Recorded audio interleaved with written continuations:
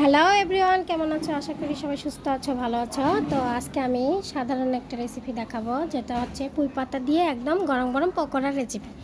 তো যাই হোক, আমি ডাল আর একটু আতপ চালটা বেটে নিয়েছি, আর এর মধ্যে হলুদ, মরিচ আর লবণটা দিয়ে ভালো করে মেখে এখন পুঁই পাতা দিয়ে ভালো করে এরকম পুঁই পাতাটা ভাজ করে নিয়ে, যাই হোক তেলটা গরম হয়ে গেছে।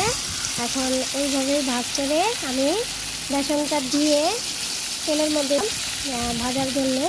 তো তেলটা প্রায় গরম, মানে পুরোপুরি গরম করে নিতে হবে, এরকম করেই ভাজতে হবে। পুঁই পাতার বড়াটা খেতে খুব ভালো লাগে। তো দেখেছো ফুলে উঠেছে। এরকম পাটাই বেটে ডাল চাল দিয়ে পুঁই পাতার বড়াটা ভাজতে হবে। বেসন দিয়ে ভাজলে অতটা মজা লাগে না। তো এখন লাল লাল করে এটা আমি ভেজে তুলে নেব। আর এটা তোমরা বিকেলে নাস্তা হিসাবেও খেতে পারো, আবার ভাতের সাথে, ডাল ভাতের সাথেও খেতে পারো। তো আমি প্রায় ডাল ভাতের সাথে এই রেসিপিটা বানিয়ে থাকি। আর যেহেতু লাল লাল করে ভাজা হয়ে গেছে, এখন এটা আমি তুলে নিলাম। আর এই পকোড়াটা খেতে অনেকটা মুচমুচে হয়, খুবই ভালো লাগে। তো একবার হলেও তোমরা বাসায় ট্রাই করো। আশা করি পকোড়াটার রেসিপিটি ভালো লাগবে। তো সবাই সুস্থ থাকো, ভালো থাকো। Bye bye.